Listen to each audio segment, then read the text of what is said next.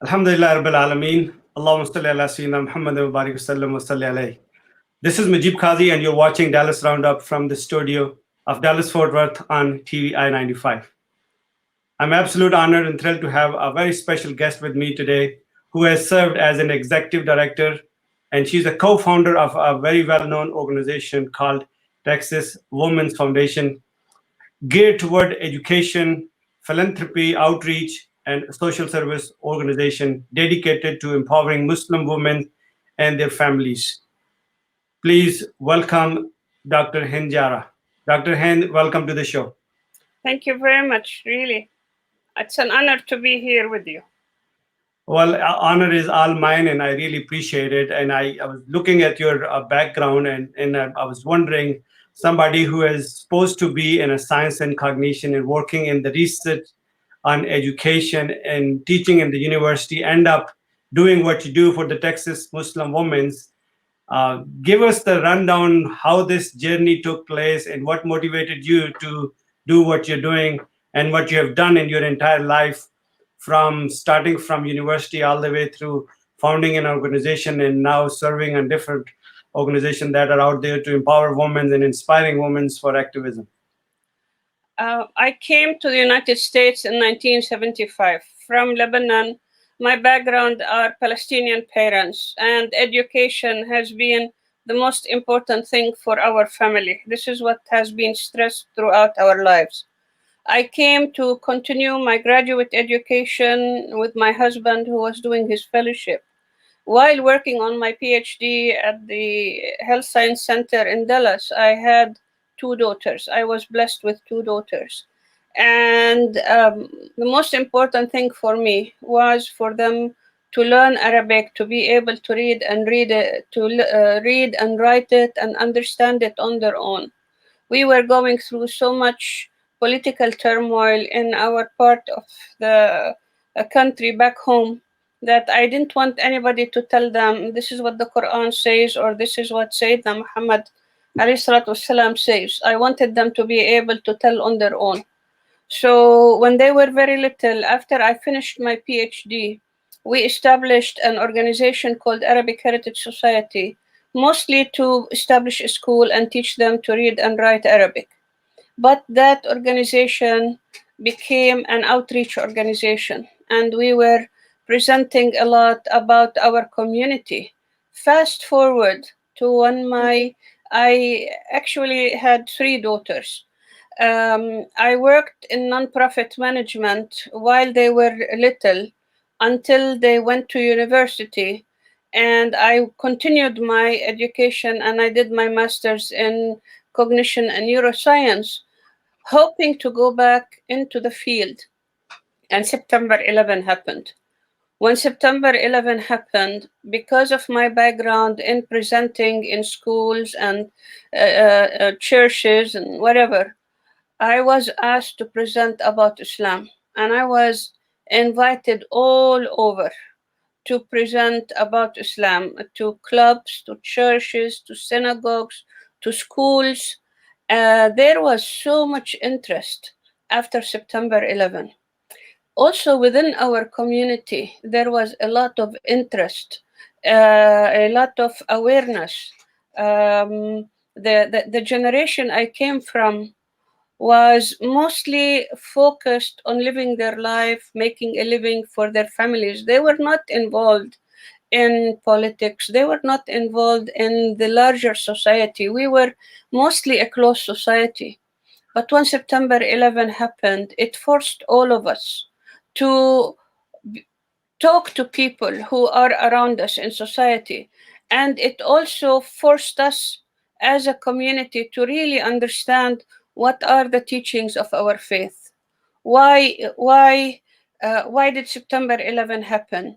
Is it true that Islam is a violent religion? Is it true what we hear in the media that Islam subjugates women, that women have no voice? So, in a way, this was the start of the Texas Muslim Women Foundation. I worked with an organization called the Dallas Women Foundation on their faith and philanthropy committee, to see what are the services available within the Muslim community. What do we provide as a faith-based community to serve our people? And I did a tiny research, and there really weren't that many services provided by Muslims for Muslims so that they can understand what are the needs of our community. And this was the start of the Texas Muslim Women Foundation. Very good. And you see, as a person of faith, as a human being, also we are supposed to extend help to everyone and everybody, whatever we can in our own capacity and whatever we know. My question is that in your case, what was the motivational factor that it triggered you to found an organization called Texas Muslim Women Foundation? Exactly what I was saying. Mhm. There was so much misunderstanding by the mainstream community and also within our community Okay. about Islam in general, Hmm. the role of women within Islam. What does our faith require from us? Okay. And after September 11, these questions were really burning. Hmm. There were many, many, many issues that were burning, especially here in the Metroplex. I saw the model of the Dallas Women Foundation. The Dallas Women Foundation is a group of women that were from all walks of life, from all backgrounds, all races, all faiths. But their work was to raise funds and support services specifically for women. Hmm. I thought, and the group that came together as co founders for Texas Muslim Women Foundation, that we can do the same, but call it Texas Muslim Women Foundation, with the hope and the aim that eventually it becomes like National Jewish Women Foundation, or services, family services, or Catholic services. It has the name of the faith, but it serves everybody, like you are saying, anybody and everybody. We never meant for it to be services only for Muslim women. Actually, we never meant for it to be services for only women. It was meant to be services for the whole family. I remember when we opened, we had an intern working with us as Texas Muslim Women Foundation. We had a young lady come join us, and she was scared. She said, I'm coming to a Texas Muslim Women Foundation. She said, my first day, I received a call from Oklahoma, and I received a call from a man, and you guys call yourself the Texas Muslim Women Foundation. You're not just in Texas, you're not just for women. You're receiving calls from all over. And this is what it was. Again, what we wanted from it is when you put the name of the faith Hmm. on an organization that provides so much outreach, so many services, and it's on the ground, it's actions. Allah subhanahu wa ta'ala says, God does not look at your faces or your appearances. God, the hadith tells us, go looks at what's in your heart and what are your actions. We wanted our actions to speak for ourselves. And when we called the Texas Muslim Women Foundation, we were faced with a lot of pushback, even from within the Muslim community. Why you guys are committing suicide? You're calling yourself a Muslim organization when there is so much hate and fear and antagonisms to Muslims. Why are you putting the name Muslim there? Why are you putting the name woman there? Because Muslim women did not have a voice. Muslim women were always, always in the background. They were not paid attention to. The mainstream community looked at us as people in shadows, people in totally covered. And I have no, by the way, I want to tell you, I have all the respect in the world for people who cover and for people who wear shador. People work with their environment. People work with what they believe in. This is personal belief. But what I wanted to do, what we wanted to do, is to make people realize how diverse Islam and Muslims are. We come from all faith, we come from all races, we come from all denominations, we come from all backgrounds. But what unites us is that Islam. And we wanted them to see the beauty that we experienced as Muslims, So, the strength from within that we experienced as Muslims. so when you were going through the brainstorming of founding this organization, focusing towards addressing the issues that the women are facing, or the stereotype that was being put out for the women, and the stereotype about the faith, what were the most concerning issues that was in the highlights of your foundation, where you wanted to address that? Because you cannot be everywhere, you have to be focused on certain areas that you think that those were the one that needed the urgent attention. And what were those areas? We knew that our job was going to be long term. The issues that we identified were number one, the stereotypy about Islam and Muslims and Muslim women in particular. Number two, our Muslim women did not know their rights, did not know what Islam provided for them. We wanted them to understand that Islam empowers women. Islam is one of the faith that gave women and recognized women its rights very early on, 1400 years before. We wanted, one of the issues that we had to face is our youth. Our youth are divided between the culture of their parents and between living here in the mainstream society. One of the major issues that needed addressing was domestic violence. Victims of domestic violence within the Muslim community have very unique barriers, and they were not able to look for help. They did not even know that help was available for them. And the other thing is uh, the fractionation of our Muslim community. Our community, where Arabs were on by themselves, Pakistanis on by themselves, Indians by themselves, American by themselves. There was no networking. The beautiful thing about women is their ability to interconnect and to network and to come together. And the women are very resourceful. They are very when they set their mind to do something, they're very tenacious. They will find a way to get that thing happen. So having identified these issues, stereotype in the media, domestic violence, youth, we sat around and we prioritized which issues are we gonna tackle first. We ended up tackling domestic violence because we needed within our community an organization that did not just refer people to mainstream shelters, that actually provided the services for victims of domestic violence.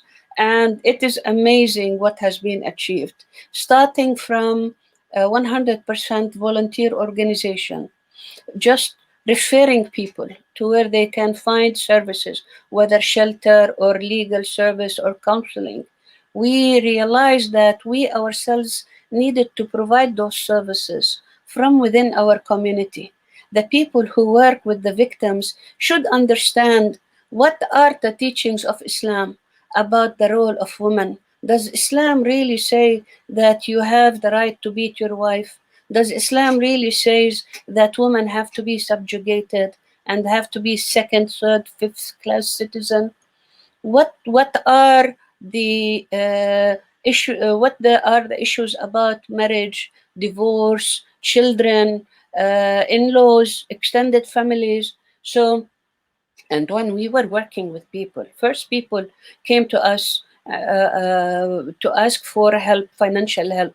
But when you talk to them, you realize that there were other issues besides their financial need to pay their rent or to pay their utilities or whatever. You realize that there was something even stronger within, more complicated within that particular family.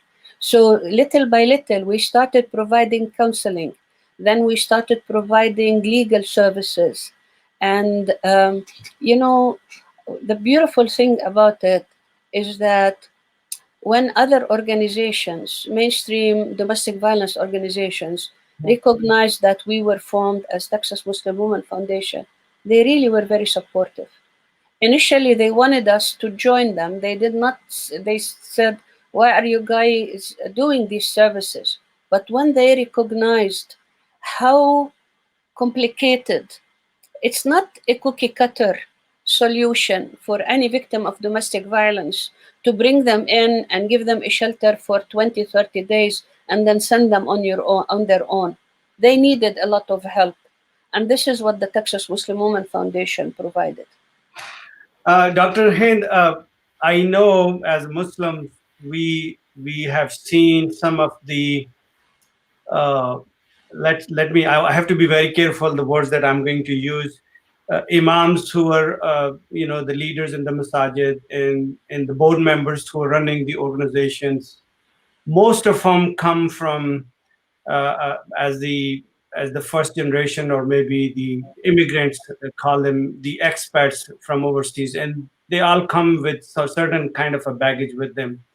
Was there any pushback from them because you were taking an undertaking that was not normal back in the countries that we all come from? How was that received by the faith leaders, and for that matter, the people who were the organizers, the people who were in the management of the masajid when you were reaching out to them? Because normally people don't even talk about that. A common Muslim cannot even think about that there could be a violence in the masjid. And that's something that was probably alarming to many people. And same goes with some of the faith leaders, how they received you and how they reacted to your offerings, what you had for them. I mean, this is something that every one of them should be doing it already, but it was probably subsided or overlooked. But you brought it on the table and then apprised them of the situation. Hey, we have a problem that need to be sorted out. Unless we address that problem, you cannot sort it out. So once you reach out to them, was there a pushback, or was they received it so openly and welcome you? We were very focused, Brother Mujib, and Okay. in the way we approach things, I think we approach things in a very, very, I want to say pragmatic, Okay. practical, but also strategic and intelligent manner.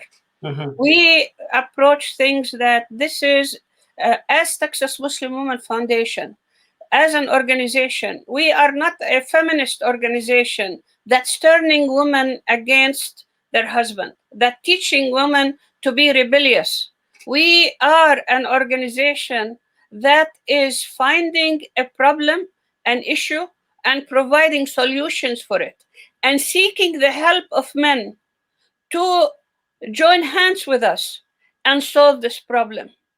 And actually, in 2007, the imams, Brother Mujib, within the Muslim community are the first line of responders for domestic violence.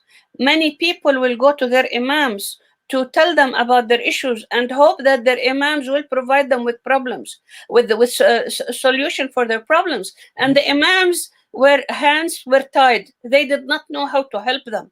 So when we started, we had many imams who themselves were suffering because they did not know what to do with the victims of domestic violence, how to solve that problem. So, in a way, they welcomed us. And actually, in 2007, we had a collaboration. We started annual domestic violence awareness campaign during Ramadan. And we asked the imams in the second khutbah, Friday khutbah, to designate the whole khutbah to what makes peaceful families in Islam. What are the actual teachings of Islam about gender relationships, marriage relationships? And this was unheard of within faith communities. Within faith communities, they did not, like you said, this is an issue that was shoved under the rug. They did not want to address it. Pastors did not want to address it. Mhm. Rabbis did not want to address it. People, leaders of faith, they did not want to address it. We were lucky. And one of the major masajid, our major masajid in Plano with Imam Yassin, in Islamic Association of North Texas, INT, with Imam Kabakci, Mm-hmm. Later on, with Imam Shpendam, in Fort Worth, Imam Mujahid Bakhash, Mm-hmm. all of them welcomed the fact that we were there. And by the way, Brother Mujib, we had within our work, we were known within our community, Mm-hmm. and we had gained community confidence and community trust. And they knew that when we do things, first of all, we study it very well, we research it very well, we train for it very well, and we do it with all sincerity. And we were accountable, Brother Mujib. Every penny that came to us, we were accountable. Early on in 2009, we ourselves requested our finances to be audited. We had an annual financial audit so that our community recognizes that whatever they are giving us, we are interested in it. We are not using it or abusing it. We are taking it to where it needs. So it was a combination of things. And the fact that as a faith community, we could convince our leaders to join with us, that was unheard of within other faith communities. And you actually, Brother Mujib, Texas Muslim Women Foundation was unique in that aspect. And Texas Muslim Women Foundation is now called Trauma Informed Agency, which means when you are trauma informed, you take the whole background of your victim. You understand if they are refugees. So you understand the traumas that they also had to go through before, in addition to the domestic violence. You understand if they don't speak the language. You understand if they do not are not educated. So we are a trauma informed organization. Every member of our organization was trained to be trauma informed. If you came into our offices were trauma informed. Our offices, the way we are set up, the way we set it up, we took into consideration all the specific issues that our community might deal with. I remember, Brother Mujib, when we were being trained for trauma informed, our trainer asked me, "Do you ask people if they are Sunni or Shia?" I just blew my mind. It never occurred to me to ask a person, "Who are you? Are you Sunni or Shia or Jewish or Christian?" Never. All we see as staff is people who need help, and we try to address them. And she pointed out to me that if I am Shia and I came and I realize everybody around me is Sunni, I might not be forthcoming in telling them what my issues. I might be afraid that they discriminate against me. We eliminated any kind of discrimination that we might be able to do. So we were unique. We were culturally specific. Our people spoke 15 languages. Our staff spoke 15 languages.